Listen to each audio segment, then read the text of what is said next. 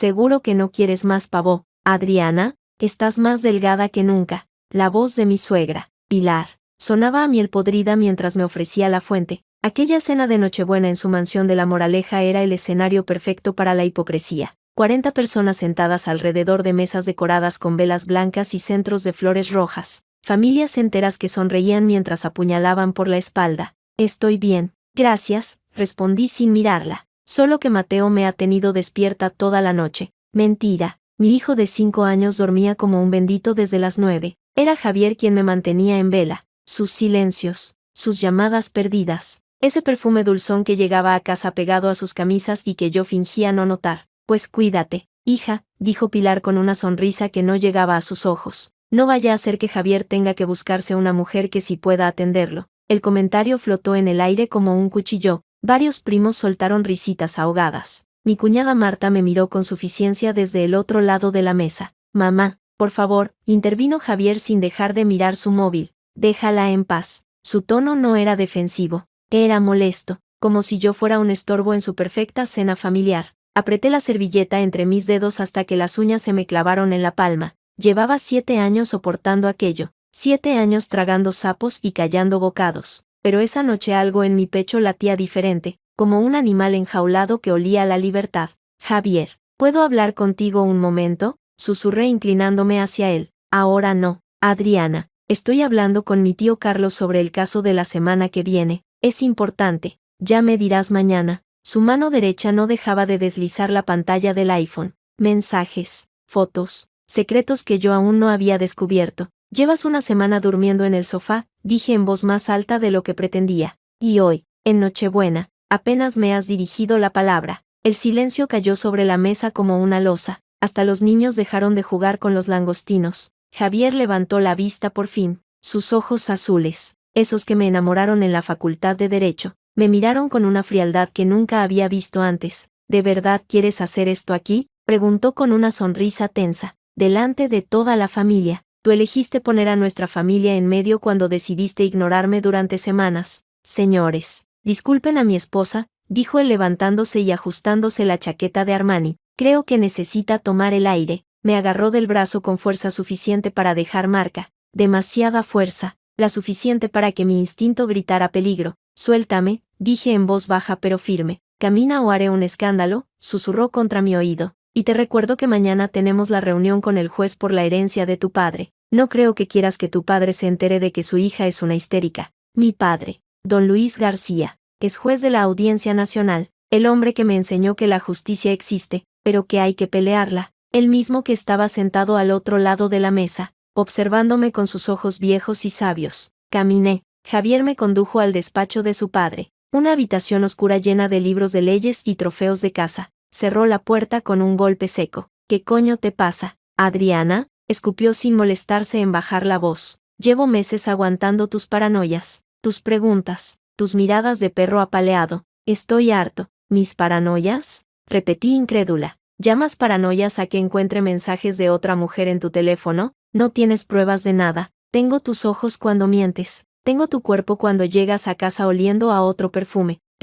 Tienes una imaginación muy fértil, me cortó, y un matrimonio que te queda grande. La bofetada verbal me dejó sin aliento, pero no iba a llorar. No delante de él. Quiero el divorcio, dije. Javier soltó una carcajada, una risa amarga y burlona que resonó entre los libros de leyes. ¿Divorcio? ¿Y de qué vas a vivir? ¿De tus proyectos de arquitectura que nunca salen adelante? ¿De la pensión de tu padre? Sin mí, eres nadie, Adriana, nadie. Tengo mi carrera, tengo a mi hijo, ¿tu hijo?, repitió él, y algo en su tono me heló la sangre. Hablando de nuestro hijo, tengo una sorpresa para ti. Sacó su móvil y comenzó a buscar algo. Sus dedos se movían con lentitud deliberada, como un gato jugando con un ratón antes de matarlo. ¿Qué has hecho, Javier? Nada ilegal, cariño. Simplemente, actualicé unos papeles. Me mostró la pantalla. Era una fotografía de un documento, un certificado de nacimiento, el certificado de nacimiento de Mateo. Pero algo estaba mal,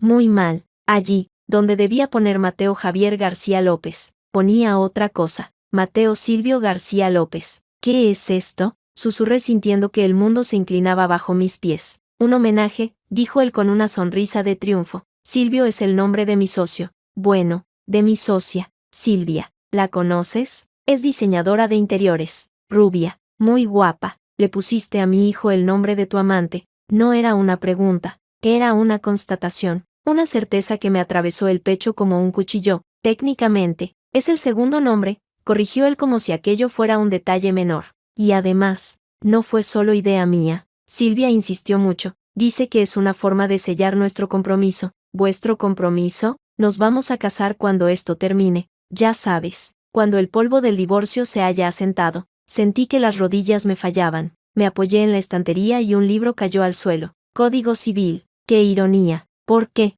Logré articular. ¿Por qué me haces esto? Porque puedo, respondió encogiéndose de hombros. Porque durante 7 años he sido el marido perfecto mientras tú te quejabas de todo. Porque merezco ser feliz. Y porque tú, querida Adriana, eres un lastre. Mateo es tu hijo, dije con la voz quebrada. ¿Cómo puedes hacerle esto? Mateo es mi hijo cuando me conviene. Y cuando no es el hijo de una loca que inventa historias. Recuerda eso cuando vayas al juzgado. Abrió la puerta del despacho y me dejó allí, temblando, con el certificado de nacimiento grabado a fuego en la retina. Mateo Silvio García López. El nombre de la otra en la carne de mi hijo. Salí del despacho como un fantasma. Crucé el comedor sin ver a nadie. Oía risas, brindis, el ruido de los cubiertos contra la porcelana, pero todo llegaba amortiguado, como si estuviera bajo el agua. Adriana, ¿dónde vas? La voz de mi padre me detuvo en la entrada. Se había levantado de la mesa y me seguía con dificultad,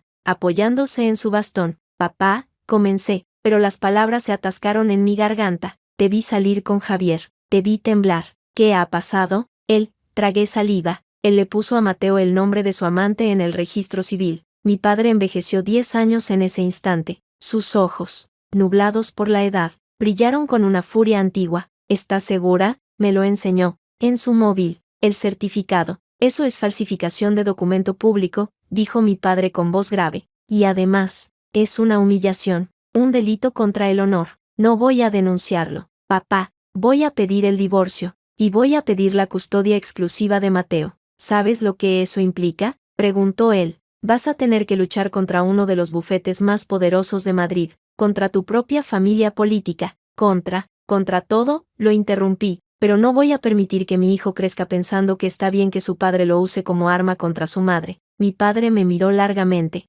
luego asintió. Entonces, tendrás que ser más lista que ellos, más rápida, más fría. Hizo una pausa. ¿Tienes pruebas? Tengo el testimonio de lo que vi en su móvil, pero borró los mensajes. Necesitas algo más sólido, algo que un juez no pueda ignorar. Lo sé, yo tengo contactos, gente que todavía me debe favores, pero tienes que prometerme una cosa. Dime, no te derrumbes, no delante de él. Los hombres como Javier se alimentan del miedo. Si te ve débil, te devorará. Asentí. No podía hablar porque las lágrimas amenazaban con desbordarse. Ahora vuelve a la mesa, ordenó mi padre con suavidad. Sonríe, brinda, come, y mañana, cuando todo haya pasado, empezamos la guerra. Volví, pero cada bocado de pavo sabía a ceniza, cada sonrisa de mis cuñados era una puñalada, y cada vez que Javier me rozaba la mano fingiendo normalidad, sentía que la piel se me quemaba. A las 12 de la noche, cuando todos cantaban villancicos y brindaban con cava, yo sostenía a Mateo dormido en mis brazos y planeaba mi venganza. Mami, murmuró mi hijo medio dormido,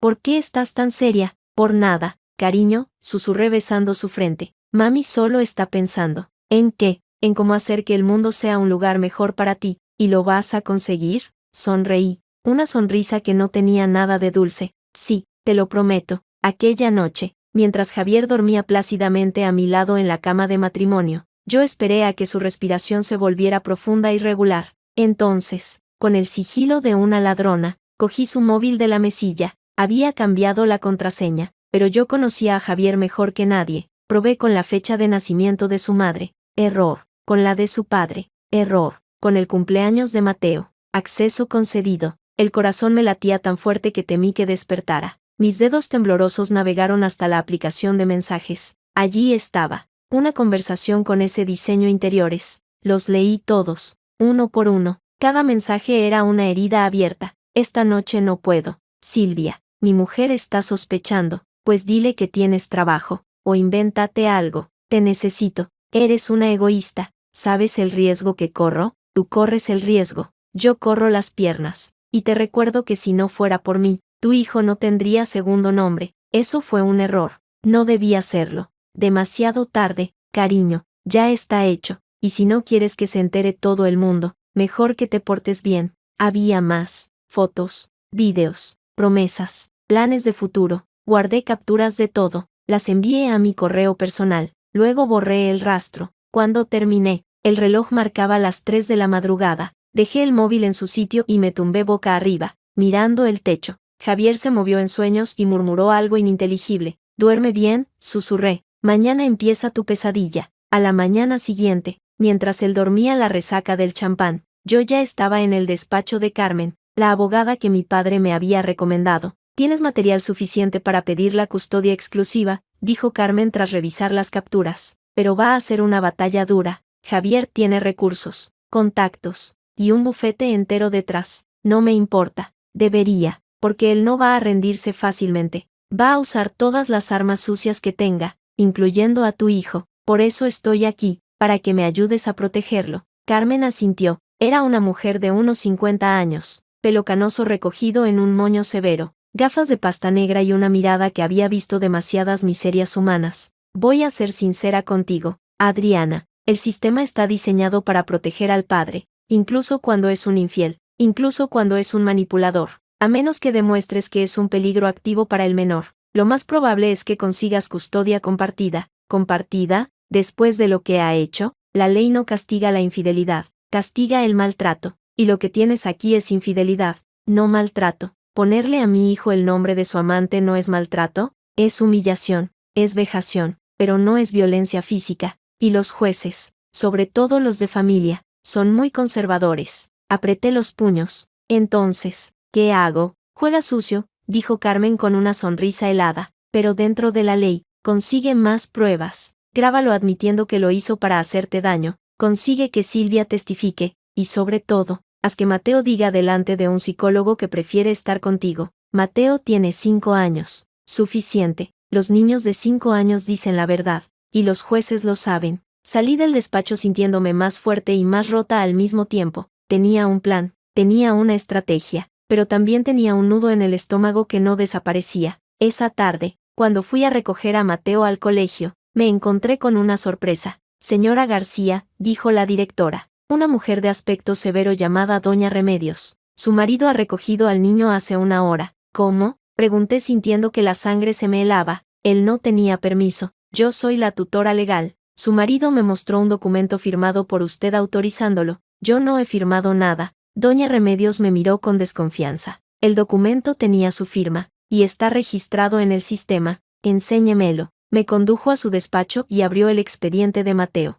Allí estaba, un formulario de autorización de recogida, fechado 3 días atrás, con mi firma, pero no era mi firma. Era una imitación perfecta, tan buena que incluso yo dudé un segundo. Esto es falso, dije. Yo no firmé esto. Señora García, entiendo que esté pasando por una situación difícil, pero, llame a la policía, la interrumpí. Ahora mismo. Doña Remedios dudó, pero vio la determinación en mis ojos y levantó el teléfono. 20 minutos después, 2 agentes de la Policía Nacional tomaban declaración. Les mostré las capturas del móvil de Javier. Les expliqué la situación. Vamos a localizar a su marido, dijo el agente más joven. Y al niño. Tengo miedo, admití por primera vez. No sé de qué es capaz. Media hora más tarde, recibí una llamada de Javier. Hola, Adriana, su voz sonaba tranquila, casi divertida. He oído que has ido a la policía. ¿Dónde está mi hijo? Conmigo. Tranquila. Estamos en el parque, comiendo un helado. Devuélvemelo.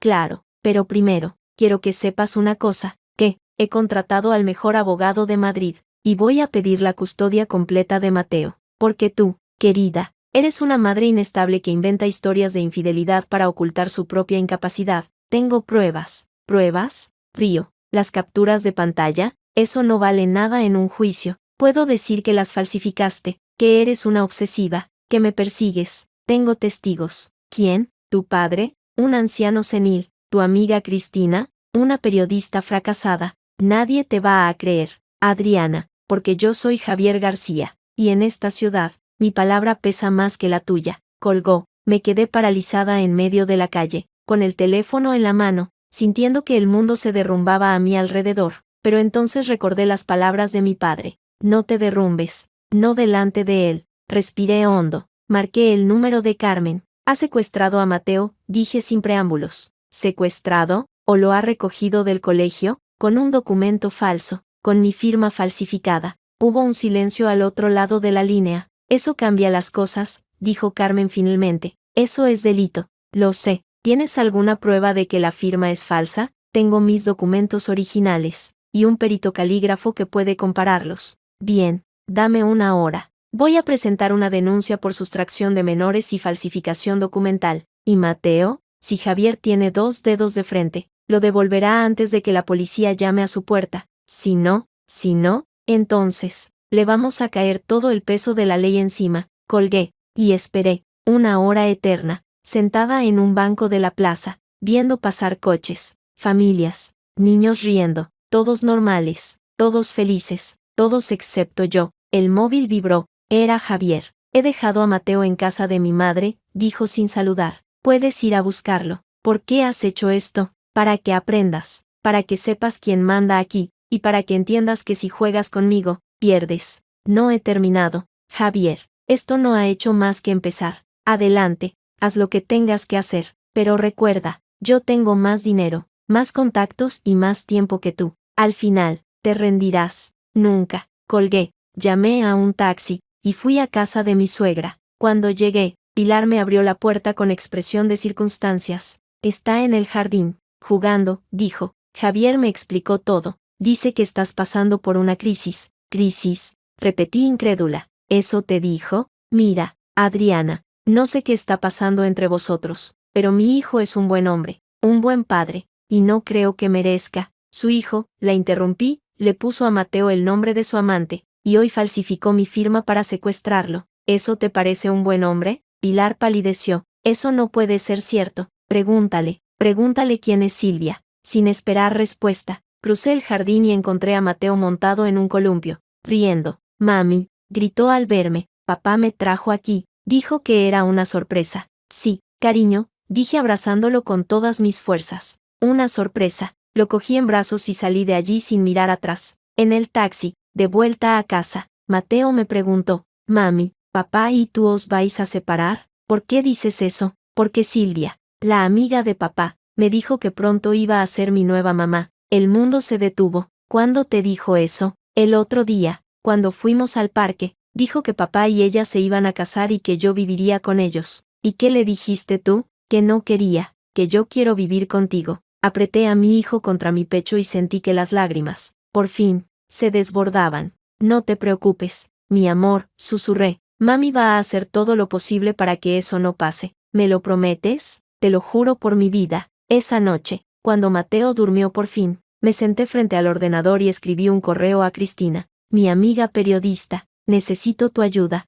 Javier tiene una amante, se llama Silvia. Necesito todo lo que puedas encontrar sobre ella, y rápido. La respuesta llegó a los 10 minutos. Dame 48 horas. Voy a destrozarla. Sonreí. Una sonrisa amarga, peligrosa. La guerra acababa de empezar, y yo no iba a perder, porque al final del camino, cuando todo terminara, mi hijo y yo estaríamos juntos. Y Javier, con su amante y su dinero, sería solo un recuerdo, un mal recuerdo, pero primero, tenía que sobrevivir a los siguientes días, y tenía que hacerlo sola, o casi sola, porque en la oscuridad de mi habitación, mientras la ciudad dormía, yo tejía mi red, llamada tras llamada, mensaje tras mensaje, prueba tras prueba, y cuando el sol salió al día siguiente, yo ya no era la misma mujer que había cenado pavo en Nochebuena, era una madre dispuesta a todo, incluso a destruir al padre de su hijo, incluso a quemar el mundo si era necesario, porque Mateo era mi vida, y nadie, absolutamente nadie, iba a arrebatármelo, ni Javier, ni Silvia, ni toda la puta familia García junta. Esa mañana, cuando sonó el despertador, me levanté con una certeza helada en el pecho. Esto no iba a terminar bien, pero iba a terminar, y cuando terminara, solo uno de nosotros quedaría en pie. Yo. Tienes que ser fría, Adriana, más fría que ellos. Las palabras de Carmen resonaban en mi cabeza mientras cruzaba el umbral del juzgado de familia número 7 de Madrid. El edificio olía a papel viejo y a desinfectante barato. Funcionarios con caras aburridas arrastraban los pies por los pasillos. Abogados con trajes caros hablaban por teléfono mientras fumaban en las escaleras. Yo llevaba un vestido azul marino, sencillo, sin joyas, el mismo que usé en la entrevista de trabajo cuando conseguí mi primer proyecto importante. Quería parecer profesional, estable, confiable, no una mujer destruida. ¿Preparada?, preguntó Carmen ajustándose las gafas. Nunca lo estaré, respondí, pero vamos. La sala de vistas era pequeña, un estrado de madera oscura, una bandera de España y otra de la Comunidad de Madrid. El juez, un hombre de unos 60 años llamado don Mariano, hojeaba mis documentos sin levantar la vista. Al otro lado de la sala, Javier ocupaba su asiento con la seguridad de quien sabe que el terreno le pertenece. A su lado, su abogado, un tipo delgado, pelo engominado, traje a medida, Alberto Bermúdez, el mejor en derecho de familia de toda la comunidad, el mismo que había arruinado a mi prima Elena en su divorcio. Señora García, dijo el juez alzando la vista, ha solicitado la custodia exclusiva de su hijo Mateo, argumentando que el señor García ha incurrido en conductas que atentan contra el bienestar del menor. Sí, señoría, ¿podría concretar esas conductas? Tomé aire. Había ensayado este momento 100 veces frente al espejo, pero ahora, con Javier mirándome fijamente, las palabras se atascaban. Mi esposo, comencé, mantiene una relación extramatrimonial con una mujer llamada Silvia, producto de esa relación, y sin mi conocimiento, modificó el registro civil de nuestro hijo para incluir el nombre de ella como segundo nombre de Mateo. Un murmullo recorrió la sala. El juez levantó una ceja. ¿Tiene pruebas de ello? Carmen se puso en pie. Su señoría. Adjuntamos a la demanda capturas de pantalla de conversaciones entre el señor García y su amante, donde ella menciona explícitamente el cambio de nombre. También incluimos una copia del certificado de nacimiento modificado. El abogado de Javier se levantó con una sonrisa condescendiente. Su señoría, mi cliente niega rotundamente haber mantenido ninguna relación extramatrimonial. Las capturas presentadas por la señora García pueden haber sido manipuladas. En cuanto al cambio de nombre, fue un error administrativo del registro civil que ya hemos subsanado. ¿Error administrativo? Salté sin poder contenerme. ¿Llamas error a ponerle a mi hijo el nombre de tu amante? Señora García, me reprendió el juez. Guarde silencio o la expulsaré de la sala. Javier me miró con una sonrisa apenas perceptible. Disfrutaba cada segundo de mi humillación. Continué. Señor Bermúdez,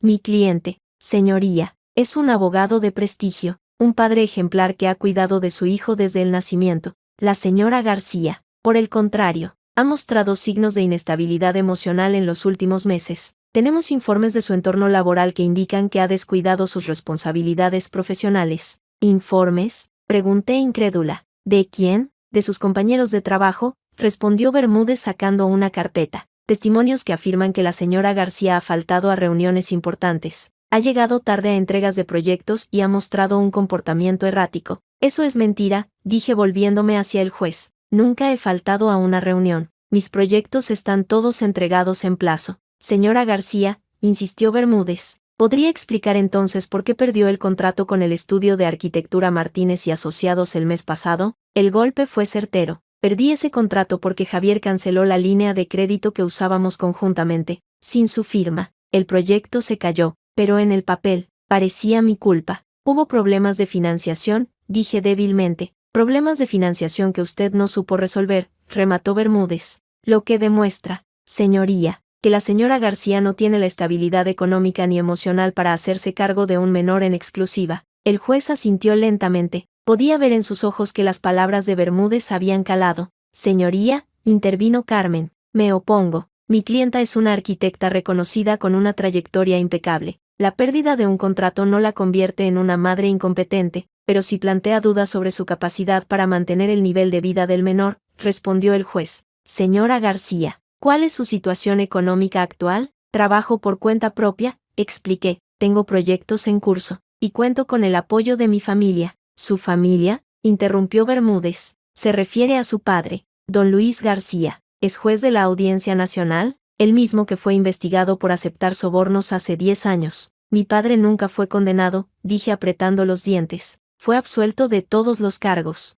Absuelto, sí, pero la sombra de la duda permanece. ¿Y usted, señora García, vive en un piso propiedad de su padre? Depende económicamente de él. Eso no es cierto, mentí. Pago alquiler. ¿Tiene recibos? ¿Contrato de arrendamiento? El silencio fue mi respuesta. Señoría, concluyó Bermúdez, mi cliente ofrece una custodia compartida con alternancia semanal. Es lo mejor para el menor, y lo más sensato, dadas las circunstancias. El juez carraspeó. Voy a estudiar los documentos presentados por ambas partes. Dictaré sentencia en los próximos días, pero adelanto que, a falta de pruebas concluyentes de mala conducta por parte del señor García, la custodia compartida parece la opción más razonable. Señoría, dije levantándome. No puede ser, señora García, me cortó el juez. He dicho que dictaré sentencia. No añada más presión a este procedimiento. Salí de la sala sintiendo que el suelo se movía bajo mis pies. En el pasillo,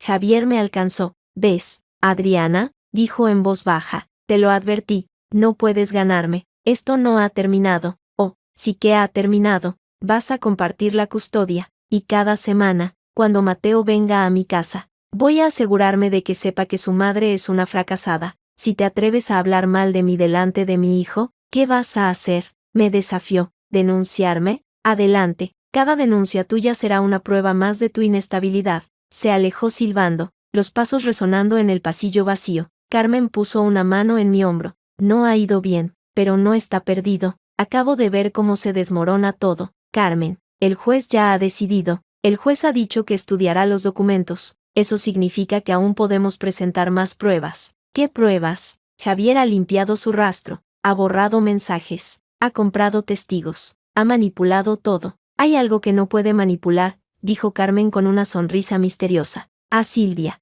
¿Silvia? ¿Crees que ella va a testificar contra él? Si la presionamos lo suficiente, quizás, sobre todo si le ofrecemos algo a cambio. ¿Cómo qué? Inmunidad, porque si Javier ha falsificado documentos, ella podría ser cómplice, y si le garantizamos que no la van a procesar, podría cantar. ¿Y cómo conseguimos eso? Conozco a un fiscal que debe un favor a tu padre. Si logramos que Silvia confiese, podemos usarlo para presionar a Javier. ¿Y cómo encontramos a Silvia? Eso, dijo Carmen, es trabajo tuyo. Pasé los siguientes 3 días pegado al teléfono, llamando a conocidos, revisando redes sociales, preguntando en estudios de diseño de interiores. Silvia trabajaba como autónoma, sin domicilio fiscal fijo, pero alguien tenía que saber dónde encontrarla. Finalmente, el tercer día, recibí una llamada de Cristina. La encontré, dijo mi amiga. Trabaja en un estudio en la calle Serrano. Atiende clientes por las tardes. ¿Cómo lo sabes? Soy periodista. Adriana.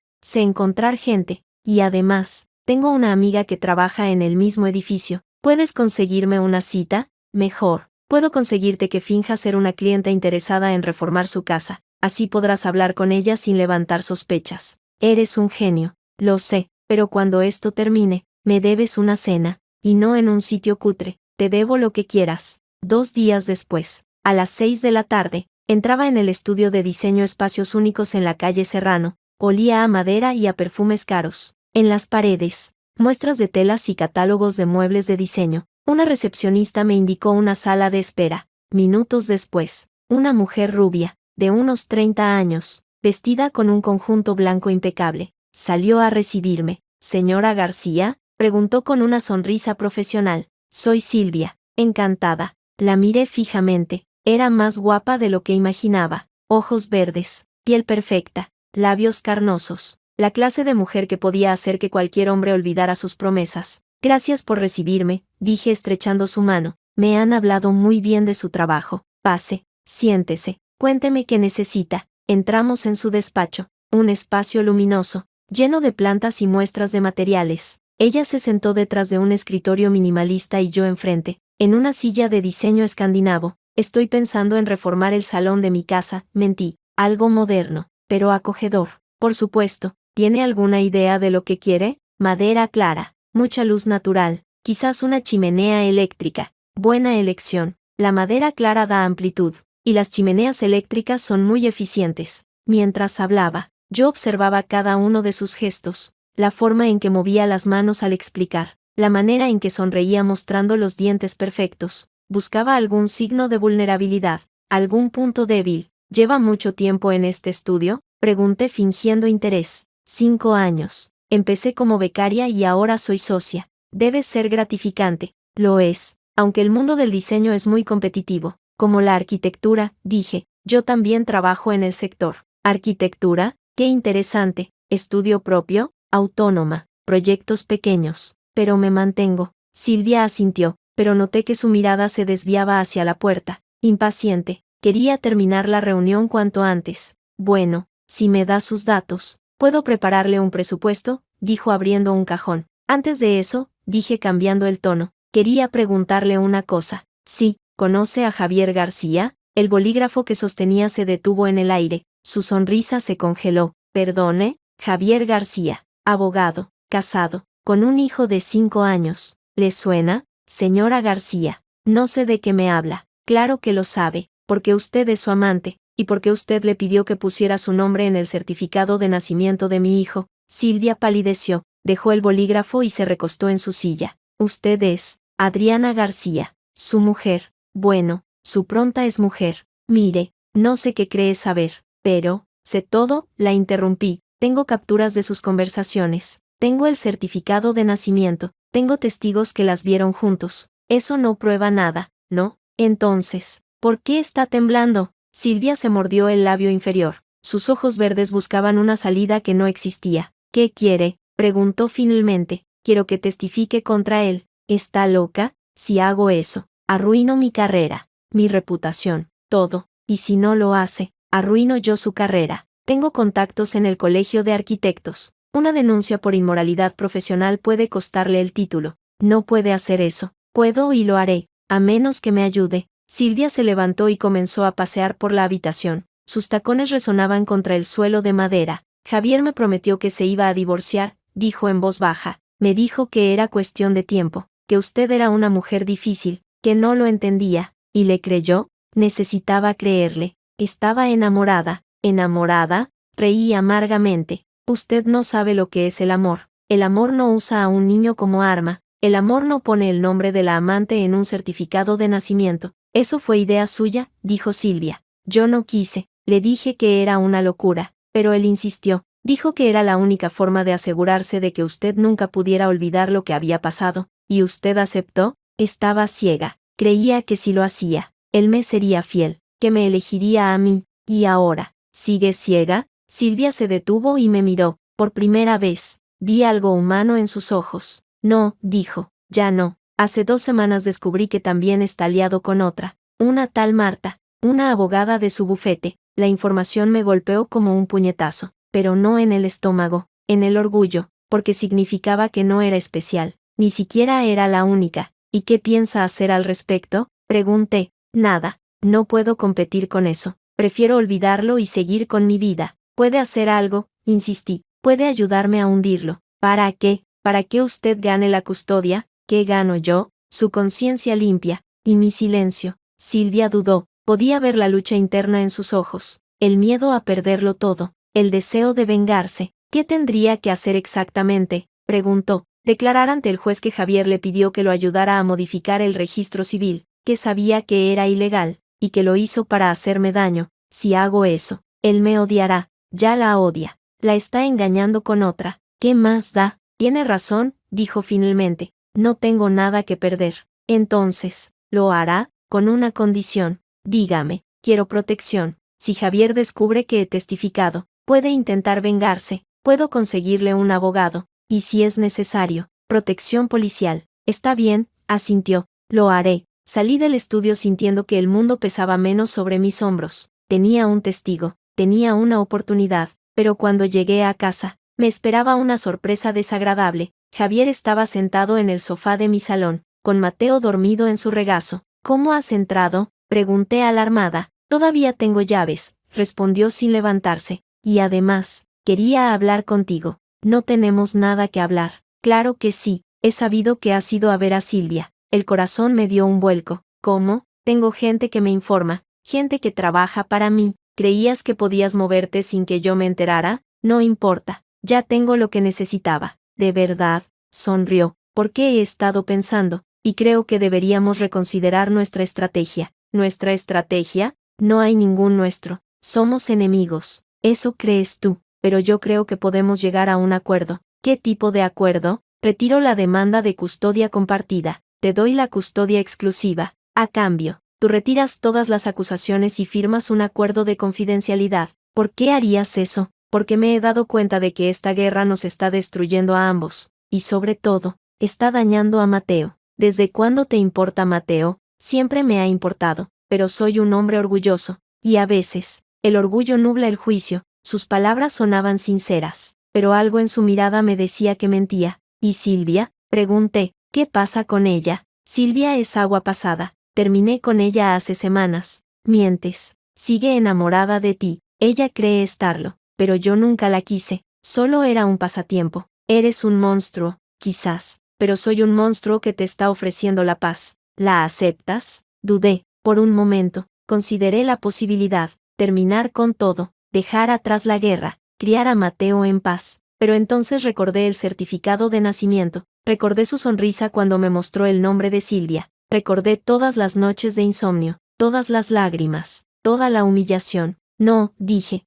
no acepto. ¿Estás segura? Porque si rechazas esta oferta, no habrá marcha atrás. Iré a por todas. Usaré todos los recursos que tenga para destruirte. Ya lo estás haciendo. Y mira, sigo aquí, por ahora. Pero cuando termine, no te quedará nada, ni orgullo, ni dignidad, ni siquiera tu hijo. Mi hijo siempre estará conmigo, porque yo soy su madre. Y tú, Javier, eres solo el hombre que intentó arrebatármelo. Javier se levantó lentamente, depositando a Mateo en el sofá con cuidado. Que duerma bien, dijo, porque cuando despierte, su mundo se habrá derrumbado. Salió sin cerrar la puerta. Me quedé allí, temblando, mirando a mi hijo dormido, su respiración tranquila, su carita inocente. No te preocupes, mi amor, susurré. Mami va a ganar esta guerra, te lo prometo. Pero en el fondo, sabía que la batalla apenas comenzaba, y que Javier no se rendiría fácilmente. Tenía que prepararme para lo peor, y rezar para que lo mejor llegara a tiempo. El teléfono sonó a las 7 de la mañana.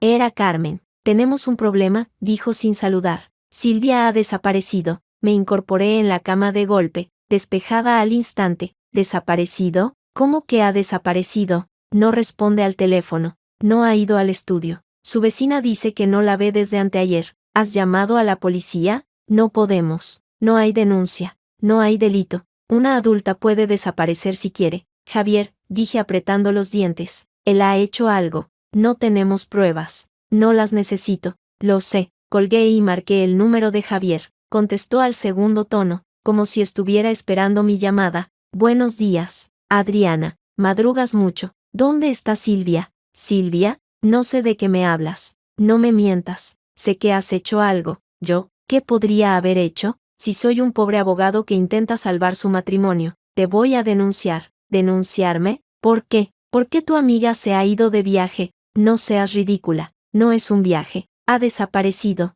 Bueno, quizás se ha cansado de ti, o de mí, o de todos. La gente desaparece. Adriana, no siempre es culpa de nadie. Si le has hecho daño, ¿qué? ¿Me vas a amenazar? Adelante, pero recuerda que todo lo que me digas puede usarse en mi contra. Y yo soy abogado. Sé cómo jugar este juego. Colgó. Me quedé mirando el teléfono, sintiendo que el pánico me invadía. Silvia era mi única testigo. Sin ella, mi caso se desmoronaba. Pasé la mañana llamando a hospitales, a comisarías, a conocidos comunes. Nadie sabía nada. Silvia se había esfumado. A mediodía, Cristina apareció en mi casa con una carpeta bajo el brazo. He estado investigando, dijo. Silvia tiene una hermana en Valencia. Llamé haciéndome pasar por una compañera de trabajo. La hermana dice que Silvia la llamó anteayer, muy nerviosa, diciendo que necesitaba alejarse unos días. ¿Y no le dijo dónde iba? No, pero dijo algo extraño. Dijo que había visto algo que no debía.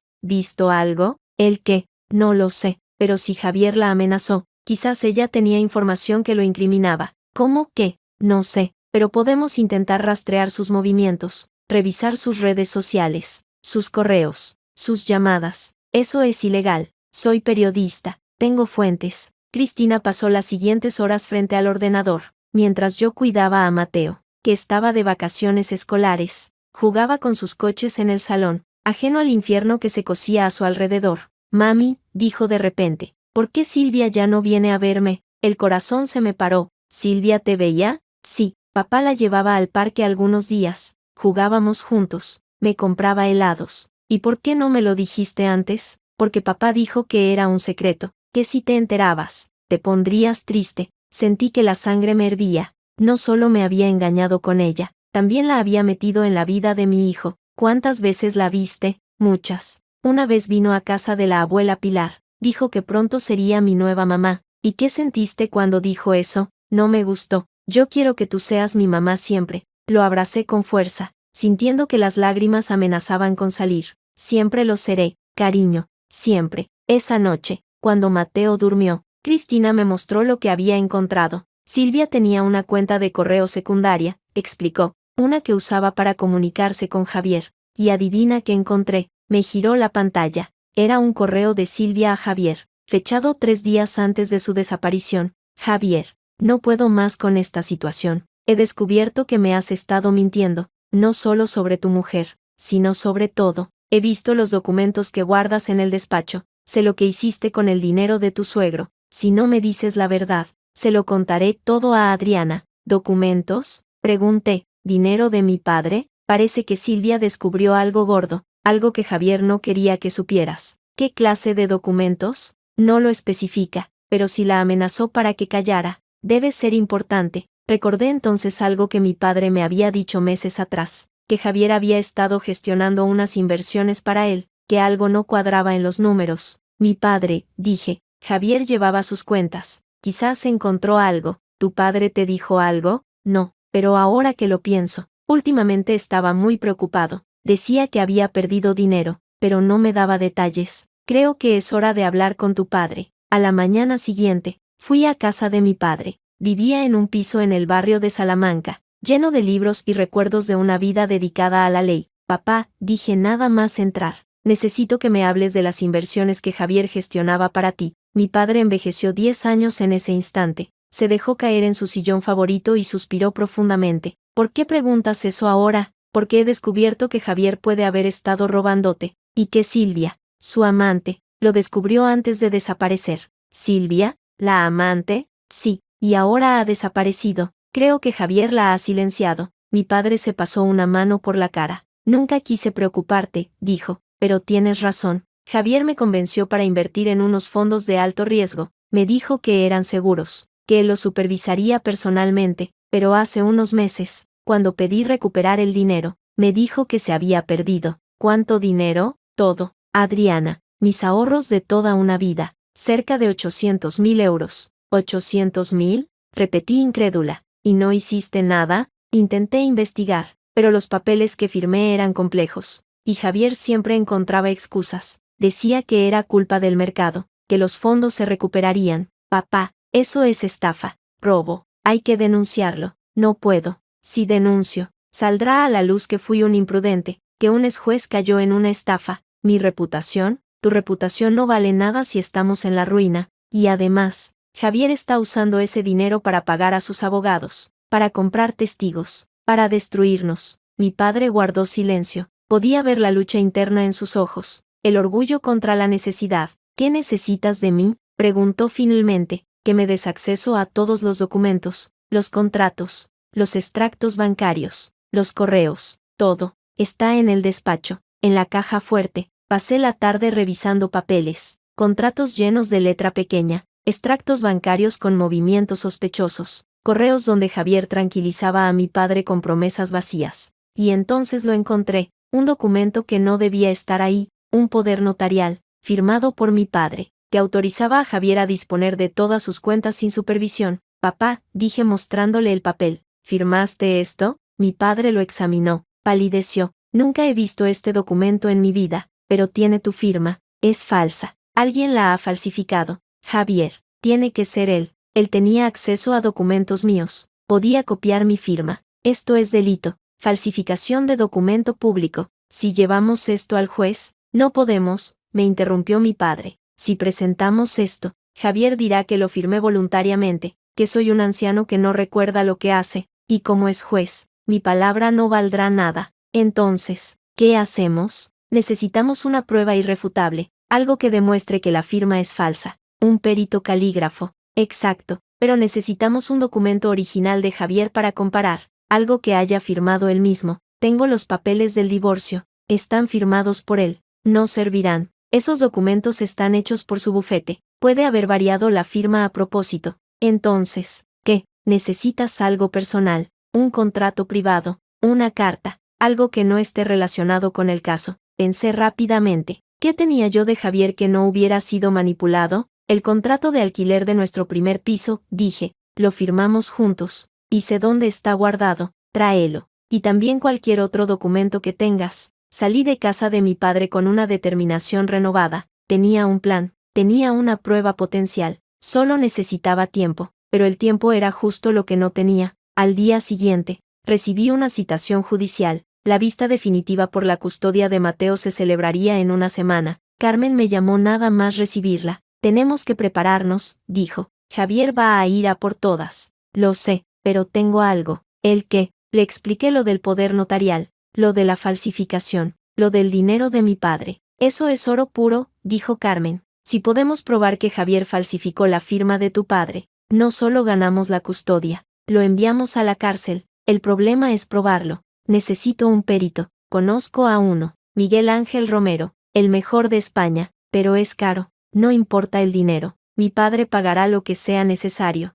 Entonces, ponte en contacto con él. Hoy mismo. Llamé a Miguel Ángel Romero y concerté una cita para el día siguiente. Cuando colgué, sentí por primera vez en semanas que las cosas podían salir bien, pero entonces sonó el teléfono. Era un número desconocido. Adriana, dijo una voz femenina, temblorosa. Sí, ¿quién es? Soy Silvia. El corazón me dio un vuelco. Silvia, ¿dónde estás? ¿Estás bien? Estoy escondida. Javier me encontró, me amenazó, dijo que si testificaba, me mataría. ¿Dónde estás? Voy a buscarte. No puedo decirte dónde, pero necesito que sepas una cosa. Dime, Javier no solo falsificó la firma de tu padre, también falsificó la mía, en unos documentos de compraventa de un piso. Usó mi nombre sin mi permiso. ¿Qué documentos? Los de un ático en la calle Velázquez. Lo compró con dinero de tu padre, y puso mi nombre para ocultar la transacción. ¿Y tú sabías? No, me enteré cuando empecé a recibir cartas del banco.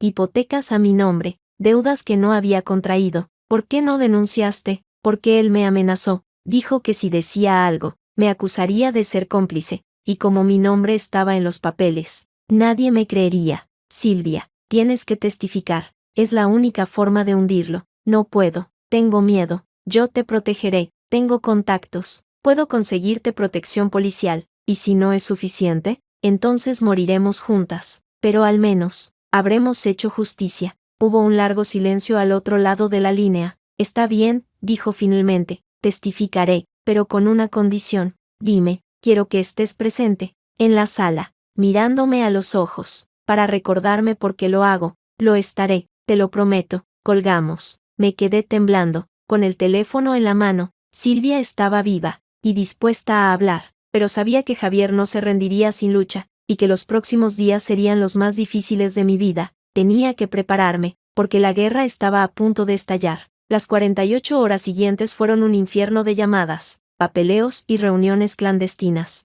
Silvia accedió a reunirse conmigo en un café de la Plaza de Santa Ana, lejos de las oficinas de Javier y de cualquier lugar donde pudieran reconocernos. Llegué 10 minutos antes. Elegí una mesa al fondo, con vista a la puerta. Pedí un café que no pensaba beber y esperé. Silvia apareció puntual, vestida con un jersey negro y gafas de sol. Parecía haber envejecido 5 años en una semana. Las ojeras le cubrían media cara y sus manos temblaban cuando se sentó. Gracias por venir, dije. No tenía otra opción, respondió quitándose las gafas. Javier me encontró ayer. Mandó a un par de tipos a mi piso de Valencia. Dijeron que si hablaba, me arrepentiría. ¿Te amenazaron físicamente? No hicieron falta palabras. La mirada bastó. Silvia, necesito que me des todos los documentos que tengas, los correos, los contratos, las escrituras, todo. ¿Para qué? ¿Para que él te mate a ti también? Para llevarlo ante la justicia, para que pague por lo que nos ha hecho a las dos.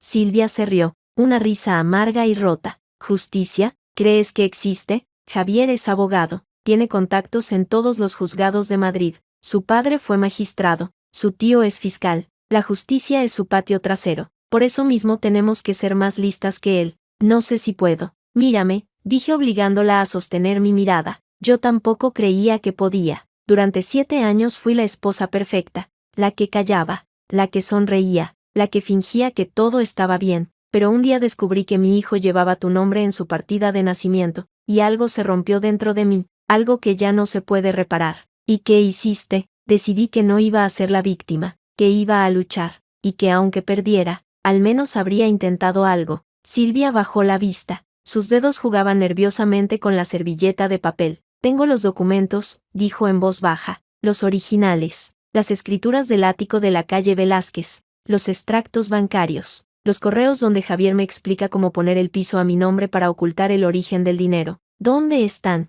En una caja de seguridad, en un banco. Solo yo tengo la llave. Necesito que me los des. ¿Y qué gano yo? Protección. Y la satisfacción de verlo caer. ¿Protección? ¿Quién me protege de él? Yo. Silvia volvió a reírse, pero esta vez con menos amargura. Eres una mujer increíble, Adriana. Tu marido te pone los cuernos, te roba el dinero, te humilla delante de tu hijo, y aún así encuentras fuerzas para luchar. No tengo otra opción. Tengo un hijo que proteger. Yo no tengo a nadie. Ahora me tienes a mí. Silvia me miró largamente. Algo cambió en sus ojos. Ya no era la amante altiva que conocí en su estudio. Era una mujer rota, asustada, pero con un destello de esperanza. Mañana a las 10, dijo, en la sucursal del Banco Santander de la calle Alcalá, te daré los documentos. Allí estaré. Esa noche no pude dormir. Mateo se había quedado en casa de mi padre, y el silencio del piso vacío me aplastaba. Me levanté varias veces. Revisé el teléfono. Miré por la ventana. Cada ruido me sobresaltaba. A las 3 de la madrugada, sonó el móvil. Adriana, era la voz de mi padre. Tensa. Han entrado en mi casa. ¿Qué? ¿Estás bien, Mateo? Estamos bien, pero han revuelto todo. Han roto la puerta. Han vaciado los cajones. ¿Han robado algo? No lo sé, pero han debido de buscar algo específico. Los documentos que te di, sí, se los han llevado. El corazón me dio un vuelco. ¿Todos? Todos. Los contratos, los extractos, el poder notarial. Javier, tiene que ser él. Sabe que estamos investigando. Papá, escúchame. Mañana voy a recoger unos documentos de Silvia. Son cruciales. Después de eso, iremos a la policía. Ten cuidado, hija. Javier es capaz de cualquier cosa. Lo sé. Colgué y marqué el número de Silvia. Saltó el buzón de voz. Volví a llamar. Nada. Un mal presentimiento me invadió. Pasé el resto de la noche en vela,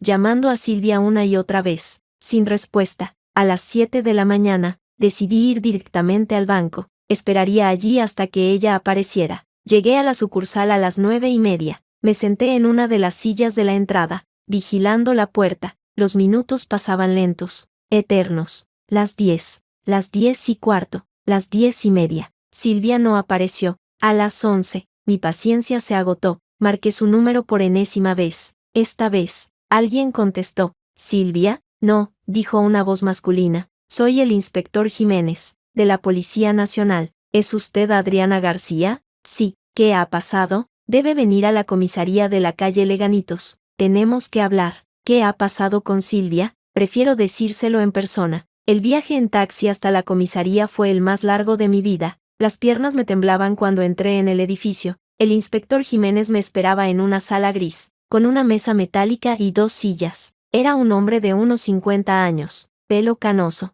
mirada cansada. Siéntese, señora García. ¿Dónde está Silvia? Anoche, sobre las 11, recibimos una llamada. Un vecino de la calle Velázquez oyó disparos en el ático del número 23. Cuando llegamos, encontramos a una mujer muerta, Silvia Martínez. El mundo se detuvo. ¿Muerta? Repetí sin poder creerlo. ¿Cómo? 2 disparos en el pecho. Muerte instantánea. ¿Quién fue? No lo sabemos. Estamos investigando. Fue Javier. Fue él. ¿Tiene pruebas? Silvia iba a testificar contra él. Iba a entregarme documentos que demostraban que Javier había estafado a mi padre. ¿Qué documentos? Escrituras de un piso, extractos bancarios, pruebas de falsificación. ¿Dónde están esos documentos? Silvia iba a dármelos hoy, en el banco. ¿Sabe alguien más que ella iba a reunirse con usted? Solo yo, y quizás Javier. ¿Cómo iba a saberlo? Porque tiene gente vigilándonos, porque anoche entraron en casa de mi padre y robaron los documentos que yo tenía. El inspector me miró fijamente. Señora García, esto es muy grave. Si lo que dice es cierto,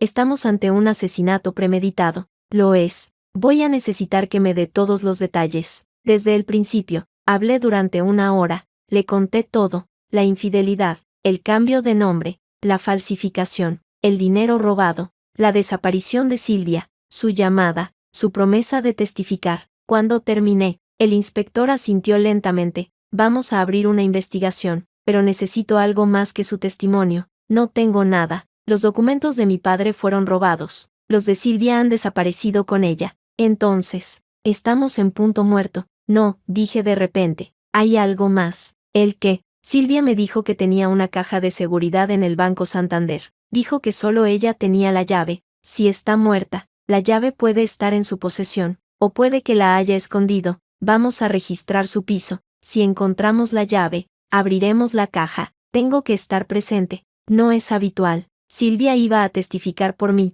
Es lo mínimo que puedo hacer. El inspector dudó, pero finalmente asintió. Está bien, pero no intervenga, solo observe. 2 horas después, estábamos en el piso de Silvia, en el barrio de Chamberí, un apartamento pequeño, decorado con gusto, lleno de plantas y libros de diseño. La policía registró cada rincón. Revisaron cajones, armarios, estanterías. Inspector, dijo un agente, hemos encontrado algo. Era un libro, una edición antigua de 100 años de soledad. Al abrirlo, una llave pequeña cayó al suelo. La llave de la caja de seguridad, dije. El inspector la recogió con cuidado, metiéndola en una bolsa de pruebas. Vamos al banco. En la sucursal, el director dudó al principio, pero la presencia de la policía aceleró los trámites. La caja de seguridad contenía exactamente lo que Silvia había prometido: las escrituras del ático de la calle Velázquez, extractos bancarios con transferencias millonarias, y una carpeta con copias de correos electrónicos entre Javier y Silvia. Entre ellos,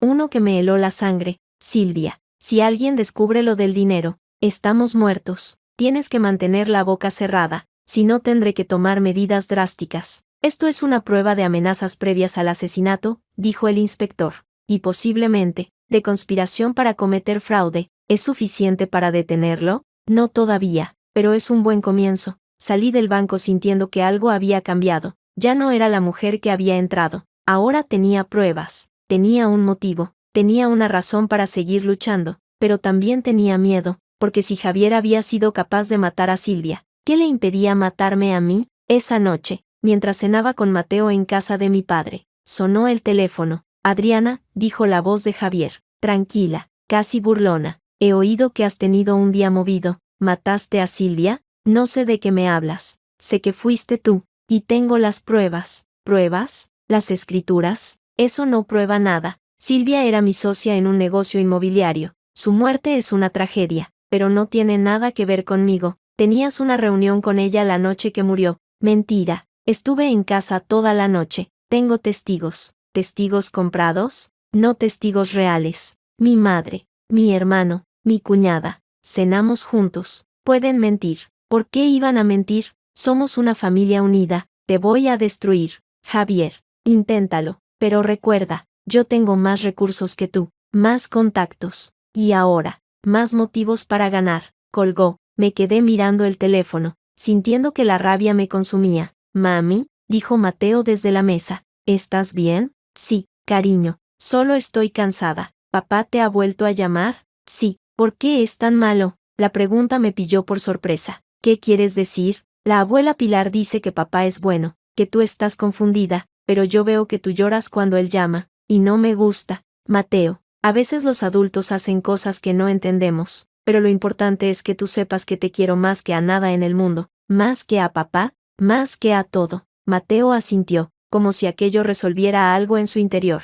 Entonces, ¿por qué no nos vamos lejos, donde papá no pueda encontrarnos? Porque huir no es la solución, cariño, hay que quedarse y luchar. ¿Y vamos a ganar? Vamos a ganar. Esa noche, después de acostar a Mateo, me senté frente al ordenador y escribí un correo a Carmen. Tenemos las pruebas, escrituras, extractos, correos. Pero Javier ha matado a Silvia. Necesito que me ayudes a presentar esto ante el juez de la forma más impactante posible. Quiero que cuando termine, no le quede ninguna duda de que Javier es un criminal. La respuesta llegó a los 10 minutos. Mañana a primera hora presentamos una denuncia formal por estafa, falsificación documental y amenazas. Adjunto la prueba del asesinato de Silvia. El juez no podrá ignorarlo. Prepárate, porque esto va a ser una bomba. Cerré el ordenador y miré por la ventana. La ciudad brillaba allá afuera. Indiferente a mi dolor, algo había cambiado en mí. Ya no era la mujer que había llorado en la cena de Nochebuena. Ahora era una guerrera,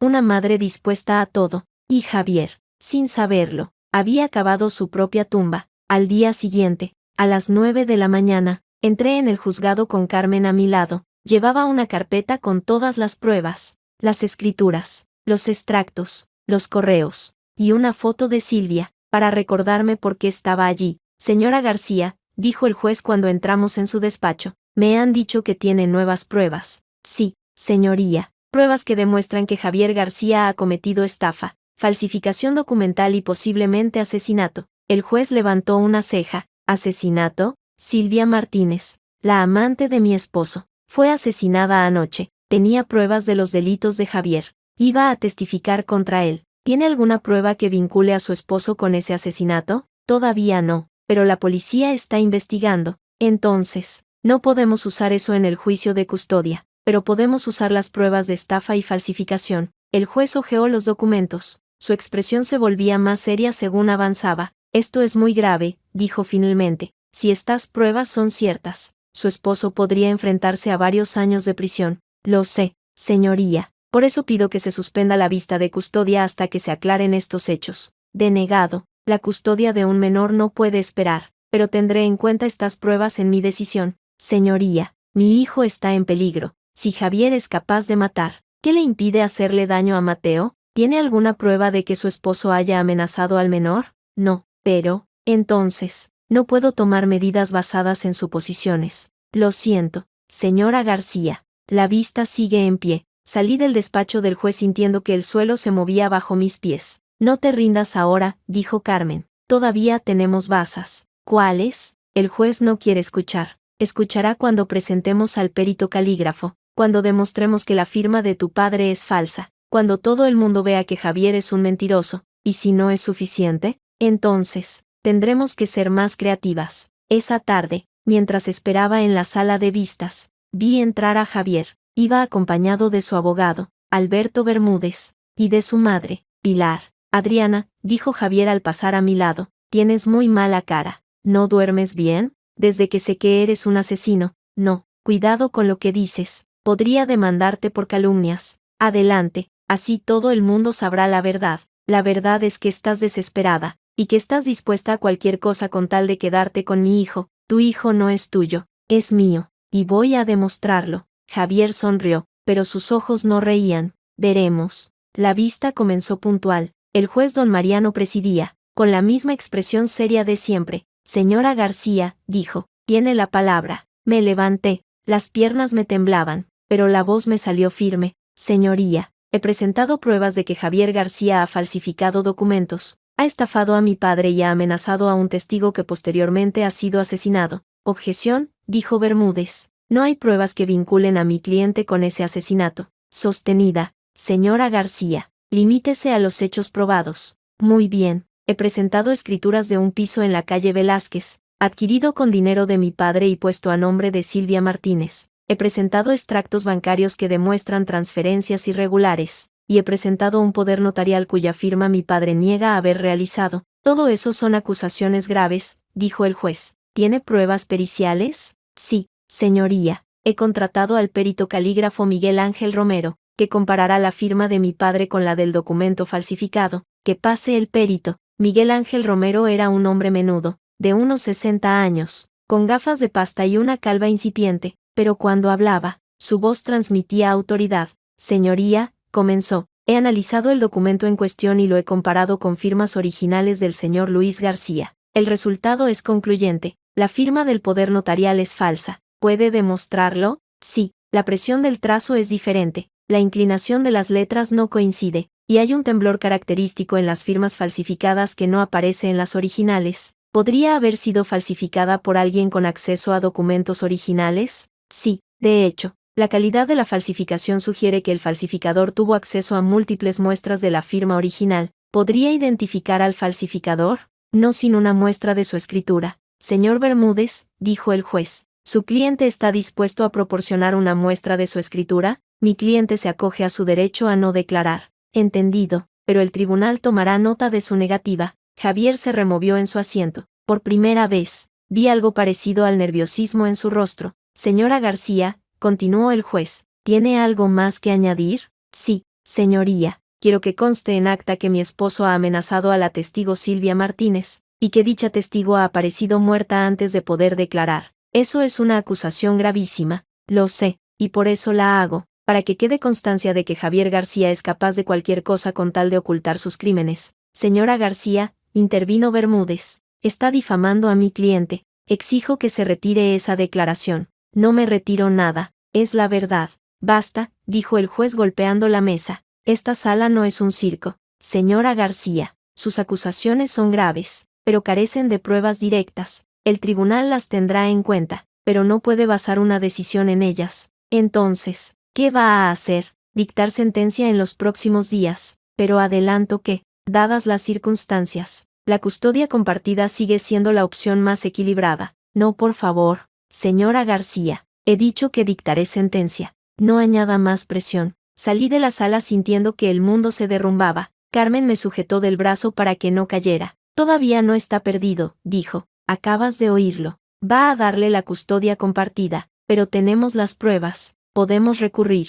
Y mientras tanto, ¿qué hago con Mateo? Protégelo. Y espera. No puedo esperar. Javier ha matado a una persona. ¿Qué le impide matarme a mí? Nada. Por eso tienes que tener cuidado. Esa noche, mientras abrazaba a Mateo dormido, tomé una decisión. No podía esperar a que la justicia actuara. Tenía que hacer algo yo misma. Al día siguiente, llamé a Cristina. Necesito que publiques la historia. ¿Qué historia? La de Javier. La estafa. La falsificación. El asesinato de Silvia. ¿Estás loca? Si publico eso sin pruebas sólidas, me demandarán. Tienes las pruebas. Las escrituras, los extractos, los correos. No son suficientes para un juicio mediático. Entonces, consigue más. ¿Cómo? Investigando. Tú eres periodista. Encuentra a otras víctimas, otros casos, otras personas a las que Javier haya estafado. Y si no existen, existen. Los hombres como Javier siempre dejan un rastro de cadáveres. Cristina dudó.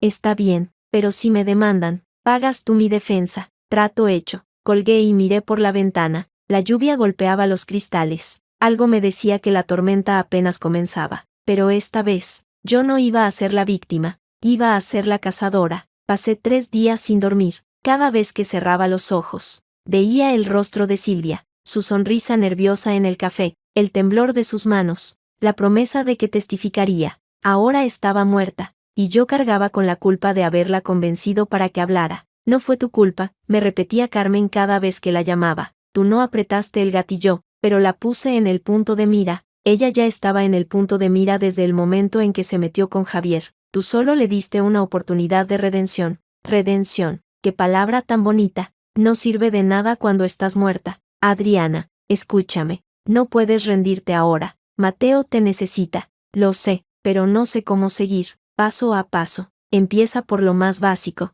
Respira, come, duerme, y mañana, cuando despiertes, sigue luchando. Seguí su consejo. Comí aunque no tuviera hambre. Dormí aunque mi cerebro no parara de dar vueltas. Y al día siguiente, me levanté con una determinación renovada, pero el destino tenía otros planes. A las 8 de la mañana, sonó el timbre. Abrí la puerta y me encontré con 2 agentes de la Policía Nacional. ¿Señora Adriana García?, preguntó el más alto. Sí, ¿qué sucede? Tenemos una orden de registro para su domicilio. ¿Puede acompañarnos? ¿Una orden de registro? ¿Por qué? Tenemos indicios de que podría estar ocultando pruebas relacionadas con el asesinato de Silvia Martínez. Sentí que el suelo se abría bajo mis pies. ¿Qué? Eso es absurdo. Yo no tengo nada que ver con su muerte. Lo sentimos, señora, pero tenemos que cumplir la orden. Registraron mi casa durante 2 horas. Revolvieron cajones, armarios, estanterías. Vaciaron mis archivos personales,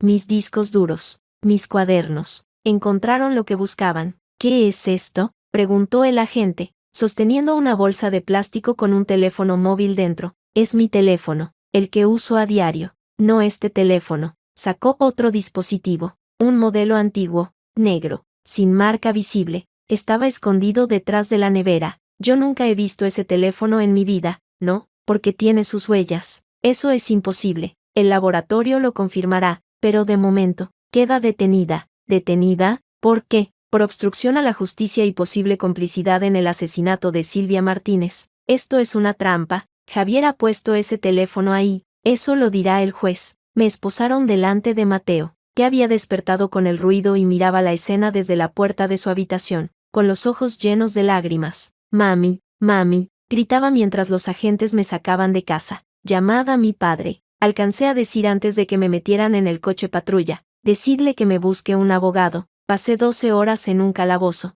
12 horas mirando las paredes grises, oyendo los gritos de otros detenidos, sintiendo que mi vida se desmoronaba. A las 9 de la noche, abrieron la puerta. Señora García, tiene visita. Era Carmen. Su rostro reflejaba una mezcla de preocupación y determinación. ¿Estás bien?, preguntó nada más verme. Estoy encerrada por un crimen que no cometí. ¿Tú qué crees? Tranquila. Vamos a sacarte de aquí. ¿Cómo? Han encontrado un teléfono con mis huellas. Eso es una prueba falsa. Y vamos a demostrarlo. ¿Cómo? El teléfono apareció detrás de la nevera. ¿Cuándo fue la última vez que limpiaste detrás de la nevera? No lo sé. Hace meses. Exacto. Si ese teléfono llevaba ahí meses, tendría polvo. Pero según el informe policial, estaba limpio, como si lo hubieran puesto ahí hace poco. ¿Eso es suficiente? Es un indicio, pero necesitamos más. ¿Cómo qué? Una coartada. ¿Dónde estabas la noche del asesinato de Silvia?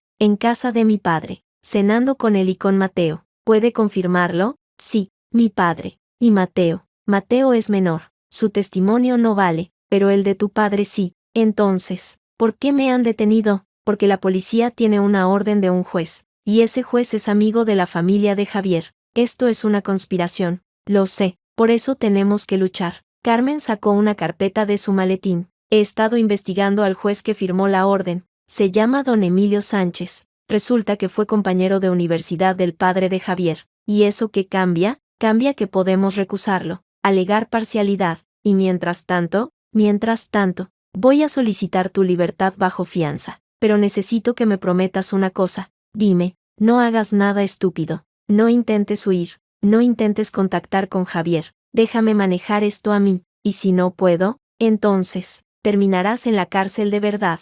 Y Mateo se quedará solo. La mención de mi hijo me hizo reaccionar. Está bien. Haré lo que digas. Bien. Ahora, firma estos papeles. Firmé sin leerlos. Confiaba en Carmen más que en nadie en ese momento. A la mañana siguiente, me concedieron la libertad bajo fianza. Mi padre pagó los 50.000 euros que exigía el juez. Cuando salí de la comisaría, el sol me cegó. Respiré hondo, sintiendo el aire fresco en mis pulmones. No volverás a entrar ahí, dijo mi padre abrazándome. Te lo prometo. Ojalá pudieras prometer eso. Papá, puedo, porque tengo un plan. ¿Un plan? He estado haciendo averiguaciones. Resulta que el juez Sánchez tiene un pasado oscuro. ¿Qué clase de pasado? Hace 10 años. Fue investigado por aceptar sobornos. El caso se archivó por falta de pruebas, pero los rumores nunca desaparecieron. ¿Y eso nos sirve de algo? Si podemos demostrar que ha vuelto a aceptar sobornos, esta vez de Javier, podemos desacreditar todo el caso en tu contra. ¿Cómo vamos a demostrarlo? Tengo un amigo,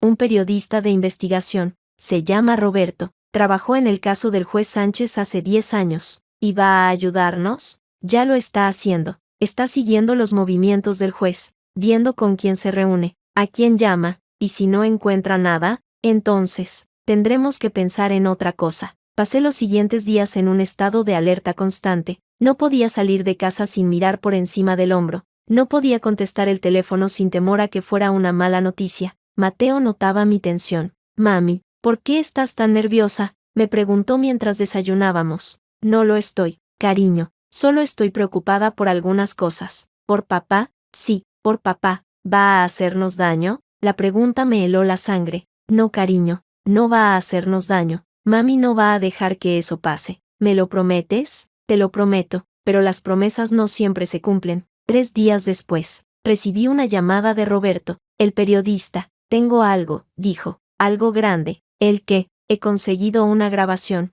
una conversación entre el juez Sánchez y Javier. ¿Cómo? No preguntes, solo escucha. Me envió el archivo por WhatsApp. Lo abrí con el corazón latiéndome fuerte. No puedo hacer más de lo que ya he hecho, decía la voz del juez. La detuve, pero la han puesto en libertad. Eso no es suficiente, respondía la voz de Javier. Necesito que la condenen, que pierda la custodia, que desaparezca de mi vida. Eso es mucho pedir. Te pagué 50.000 euros, y te pagaré otros 50 cuando el caso esté cerrado. No es cuestión de dinero, es cuestión de riesgos. Entonces, subo la apuesta, 100.000, pero quiero que la entierres. Haré lo que pueda, no quiero que puedas, quiero que lo hagas. La grabación se cortó, me quedé paralizada, con el teléfono en la mano. ¿Lo has oído?, preguntó Roberto al otro lado. Sí, esto es dinamita. Con esta grabación, podemos tumbar al juez y a Javier. ¿Cómo la conseguiste? Un confidente, alguien que trabajaba para el juez y que tenía acceso a su despacho. Esa persona testificará,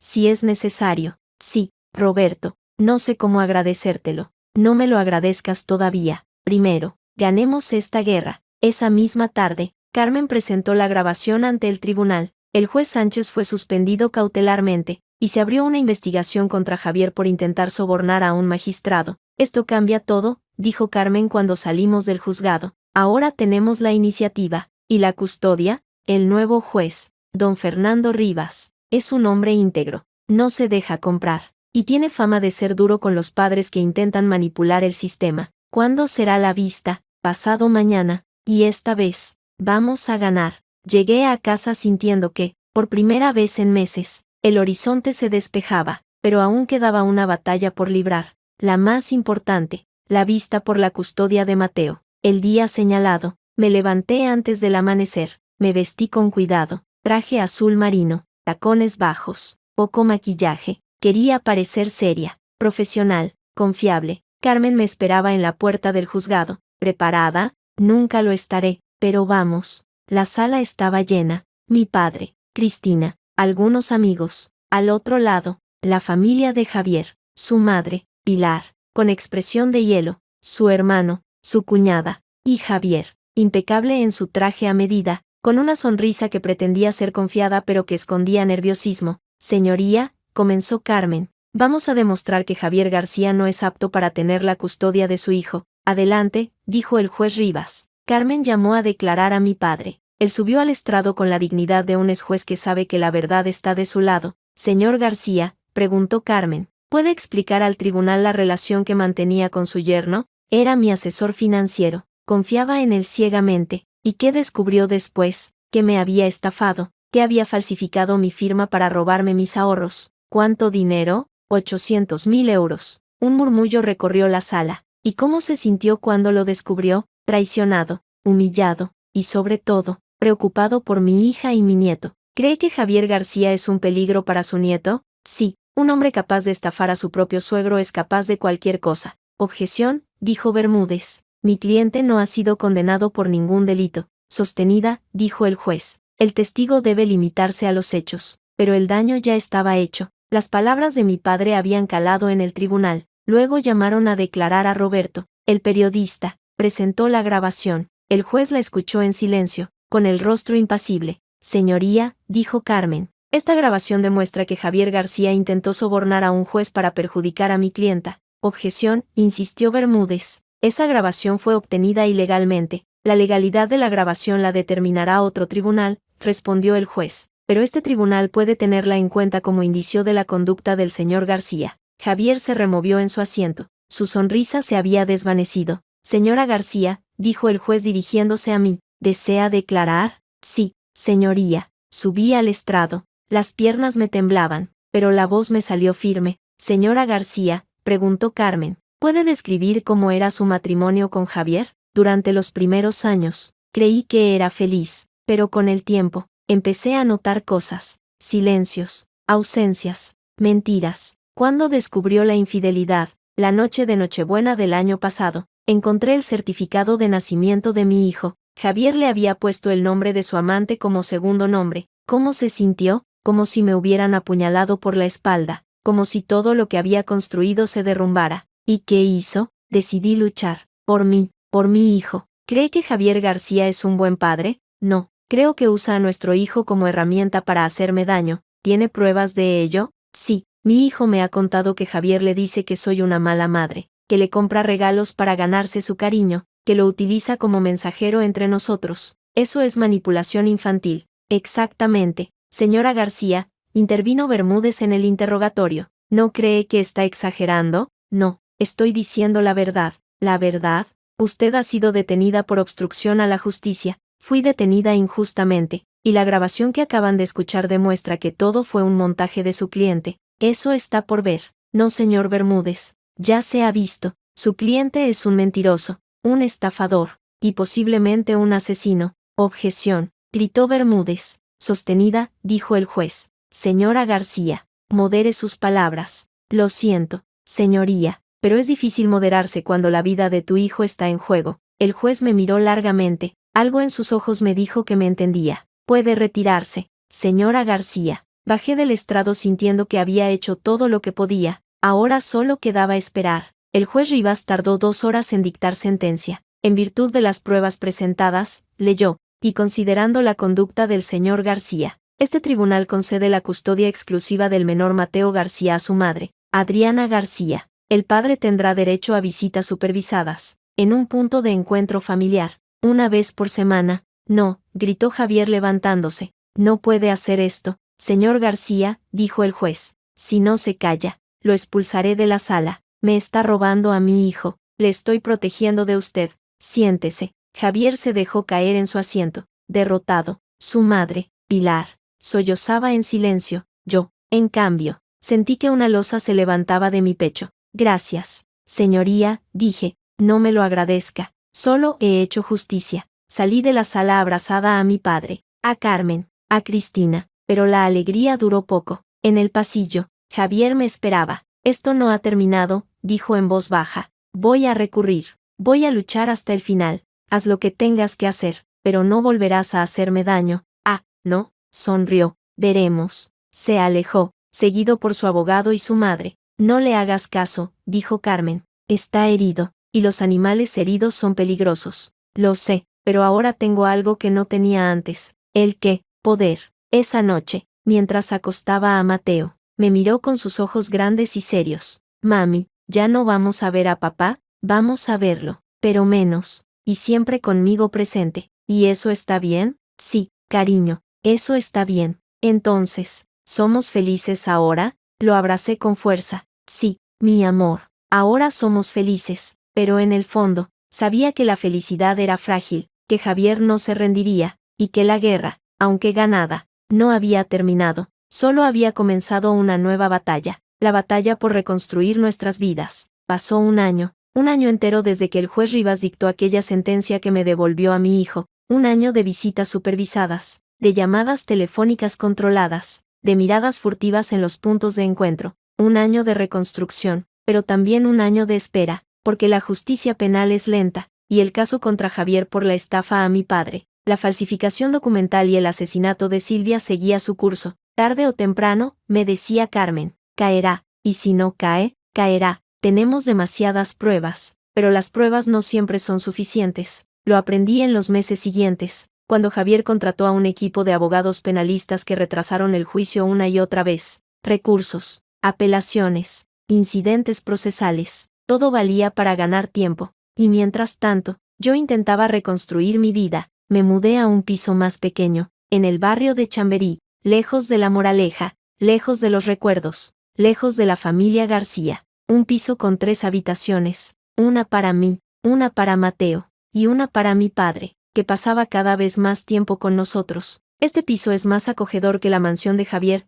dijo mi padre el día de la mudanza, mientras colgaba sus libros en la estantería del salón. Es más pequeño, papá, pequeño pero nuestro, eso es lo que importa. Mateo se adaptó rápido, cambió de colegio, hizo nuevos amigos, empezó a sonreír de nuevo. Las pesadillas que había tenido durante meses, gritos, puertas que se cerraban, sombras en la oscuridad, desaparecieron poco a poco. Mami, me dijo una noche, mientras lo arropaba, ya no tengo que ver a papá, tienes que verlo, cariño, una vez a la semana, en el punto de encuentro, pero no quiero. ¿Por qué? Porque cuando lo veo, me pregunta cosas de ti. ¿Qué cosas? Si tienes novio, si hablas mal de él, si quieres irte lejos. Sentí que la sangre me hervía, pero mantuve la calma. ¿Y tú, qué le dices? Que no sé nada, que solo quiero jugar. Bien, así está bien, mami, ¿Por qué papá es así? No lo sé, cariño, pero no tienes que preocuparte. Mami está aquí para protegerte.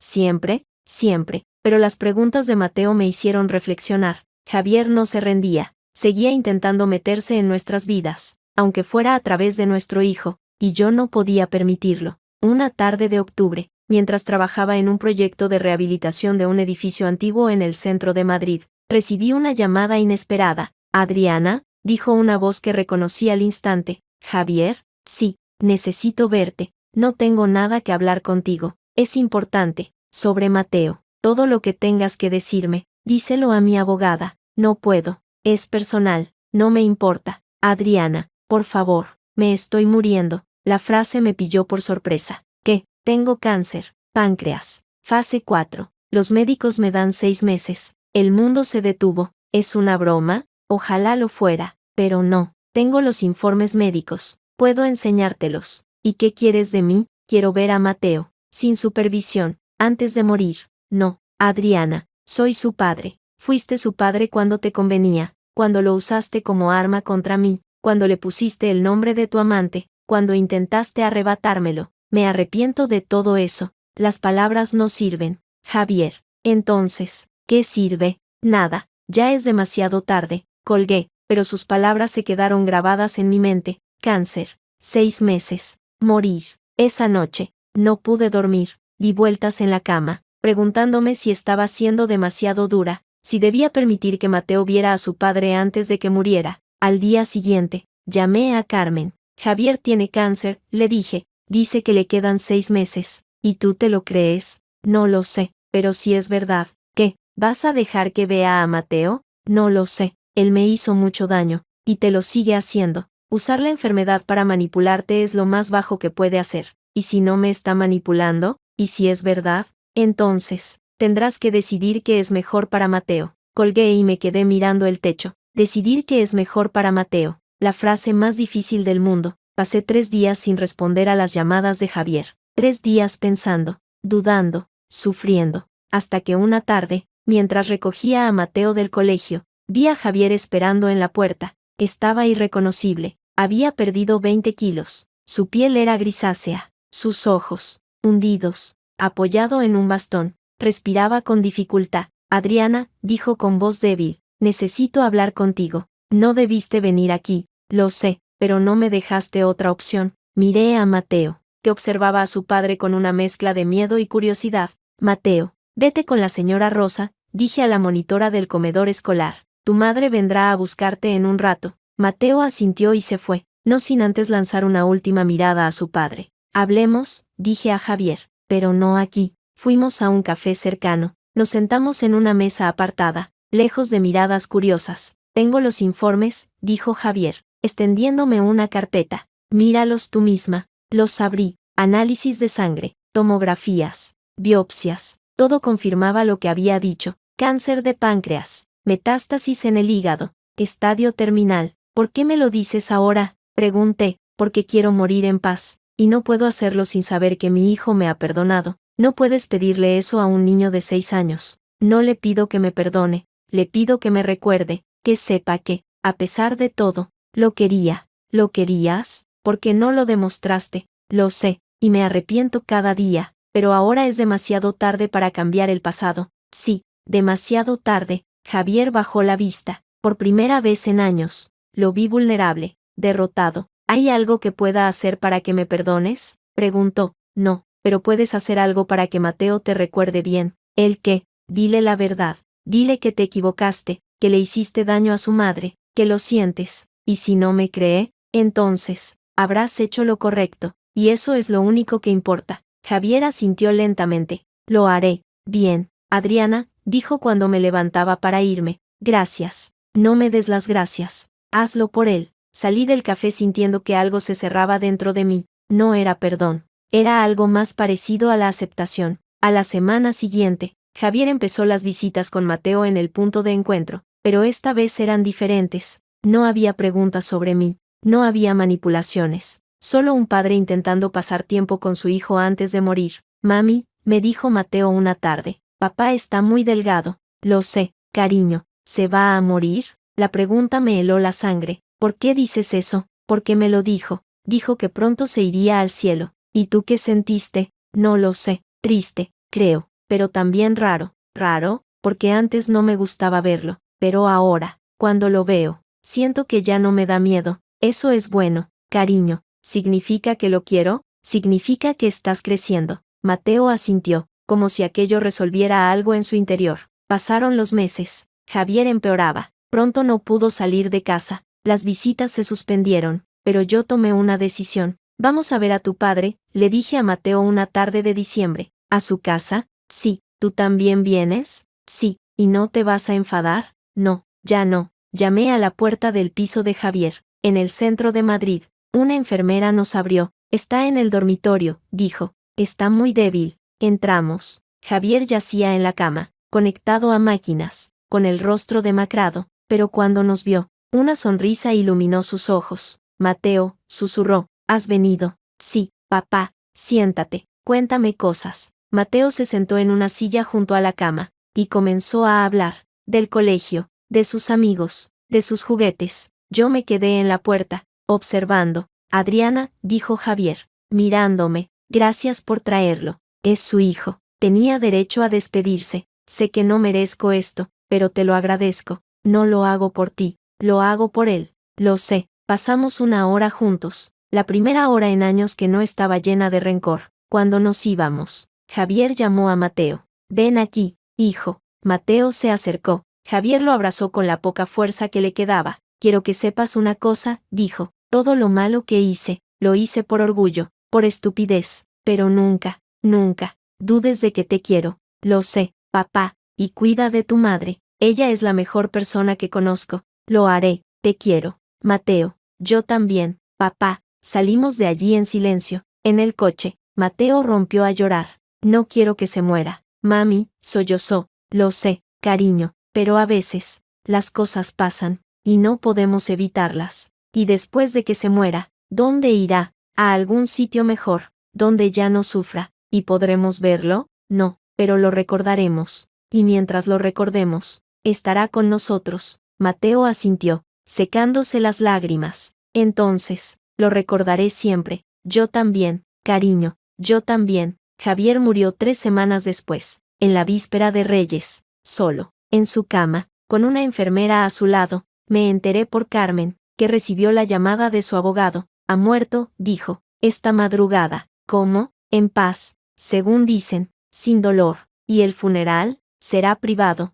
solo la familia. Iré, con Mateo. ¿Estás segura? Sí, es lo correcto. El funeral fue en una pequeña iglesia en el norte de Madrid. La familia García al completo. La madre de Javier, Pilar, vestida de negro, con el rostro surcado por las lágrimas. Cuando entré con Mateo, todos se giraron, algunos con sorpresa, otros con hostilidad. ¿Qué haces aquí? Me espetó Pilar. No eres bienvenida. Vengo a despedirme, y a que mi hijo se despida de su padre. No tienes derecho. Soy la madre de su nieto, y él quería que estuviéramos aquí. Pilar me miró con odio, pero no dijo nada más. El servicio fue breve. Un cura rezó unas oraciones. Algunos familiares hablaron. Luego, el ataúd fue llevado al cementerio. Mateo se aferraba a mi mano, sin soltarla en ningún momento. Mami, susurró, ¿papá ya está en el cielo? Sí, cariño. ¿Y está contento? Creo que sí. Entonces, yo también estoy contento.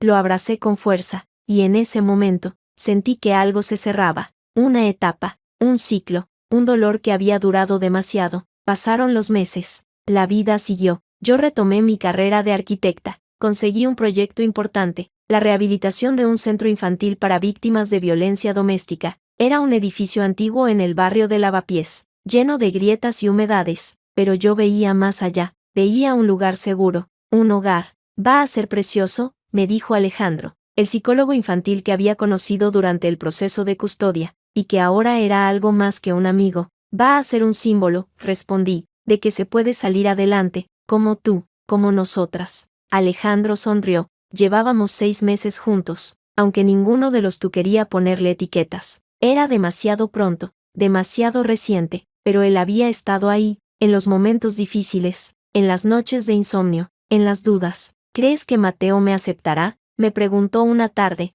Ya te acepta. Eres su amigo, y si quiero ser algo más, dale tiempo. A los dos, lo tengo, y lo tenía, porque Alejandro era paciente, comprensivo. Bueno, todo lo que Javier no había sido. El día de la inauguración del centro infantil, el sol brillaba sobre Madrid, el edificio, reformado, lucía impecable, paredes blancas, ventanas grandes, un patio con árboles y columpios. Es increíble, dijo Carmen, que había venido a apoyarme. Has hecho un trabajo maravilloso. No ha sido fácil, pero ha merecido la pena. ¿Y ahora qué? Ahora, a seguir. Tengo otros proyectos en mente. ¿Alguno que incluya a Alejandro? Sonreí. Quizás. Me alegro. Te lo mereces. Tú también, Carmen. Gracias por todo. Para eso están las amigas. La ceremonia fue emotiva. Autoridades locales, periodistas, familias, todos querían conocer el centro. Y entonces, entre el público, vi una cara conocida. Era Javier. No era él. Era un hombre que se le parecía, pero no era él. Javier estaba muerto, pero su sombra seguía ahí, en mis pesadillas, en mis miedos, en las preguntas de Mateo. Mami, dijo Mateo, tirando de mi manga, ¿puedo ir a los columpios? Claro, cariño, pero con cuidado. Sí, mami, lo vi correr hacia el patio, riendo, feliz, libre, y en ese momento, entendí algo. Había ganado, no solo la custodia, no solo el juicio, había ganado la vida, porque Mateo estaba bien, yo estaba bien,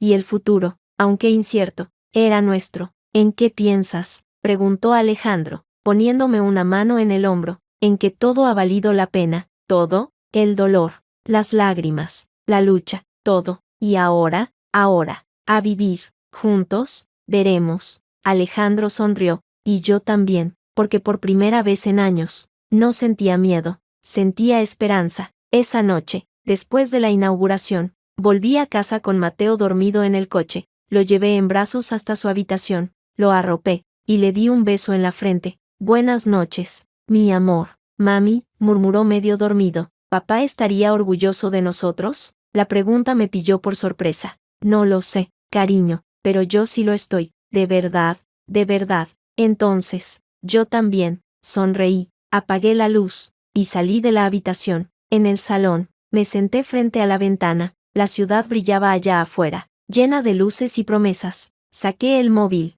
busqué una foto, la última que le había hecho a Javier, en el hospital, con Mateo en sus brazos. Lo miré largamente, y entonces, sin saber muy bien por qué, sonreí. Descansa en paz, Javier, susurré, nosotros ya estamos bien. Borré la foto, y miré hacia adelante, porque el futuro me esperaba, y esta vez, iba a vivirlo sin miedo,